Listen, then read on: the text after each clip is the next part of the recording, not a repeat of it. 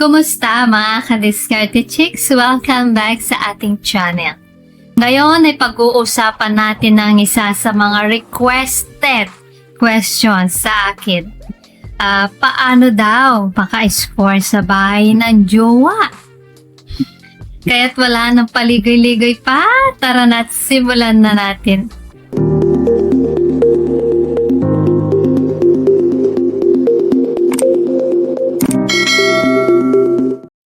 Shoutout nga pala kay Alex G. Salamat sa support at kay Do It in Grams. Hello po sa inyo dyan. Sana ay na-enjoy nyo po ang videos natin. So let's start. Mga ka-Diskarte Chicks, naintindihan ko na ang katanungan, paano nga ba maka-score sa bahay ng jowa mo? Ay madalas na itanong sa akin, bakit nga ba? Marami sigurong dahilan kung bakit ang mga lalaki ay gustong umiscore sa bahay ng jowa nila. Palagay ko, top of the list ay merong halong thrill and excitement. Siyempre naman mga guys, hindi mo yan teritoryo. Nandyan nga yung challenge, di ba? Kung makaka-score ka sa teritoryo niya. Aba, ang saya nun. So, papaano nga ba? Unang senaryo, kung halimbawa, solo lang siya sa bahay o apartment niya. Sa ganitong sitwasyon, syempre, hindi naman na ganun kahirap kung tutuusin.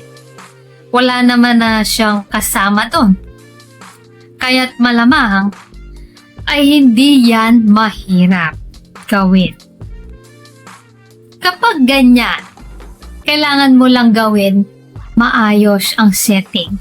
Suggestion ko kung dati naman na kayo intimate na jowa mo, diretsuhin mo na lang siya.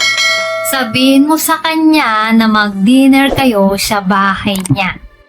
Dito, ikaw na mismo ang magluto para sa kanya. Sobrang sweet nun, di ba? Pwede mo rin gawin tema ang dinner date. Parang kayo ang mga bida sa isang romantic movie. Pagkatapos ng dinner nyo, dito na tayo papasok sa unspoken agreement. Kapag komportable na kayong dalawa, hintayin mo na lang ang tamang pagkakataon para ipakita ang iyong intensyon. Kahit simpleng paghawak sa kamay o pagtingin sa mga mata niya. Maraming sinasabi ang mga ito. Pero bago tayo magpatuloy, kung hindi ka pa nakakapag-subscribe, baka naman i-hit mo ng subscribe button. Now na. As in now na. Pangalawang senaryo. Ito na ang talagang challenging mga guys. Kapag may kasama siya sa bahay. Kung kasama niya ang parents o pamilya niya, talagang mahirap ito. Pero sikreto dyan ay timing. Alamin kung kailan ang best time na dalawin siya. Yung nag-iisa siya, syempre, pwede ring magtanong sa kanya kung kailan siya may free time. Malaking plus points ang pagiging considerate. Ngunit kung talagang gusto nyong maka-score kapag may kasama siya sa bahay, dinidiscourage ko na kayo, mahirap talaga yan. Posible pero talagang risky at mahirap. Pero kung talagang gusto mong mag-take the risk at gusto mong maging parang akyat bahay, ang dating ninyo, naisip ko na pwedeng daan kayo sa bintana.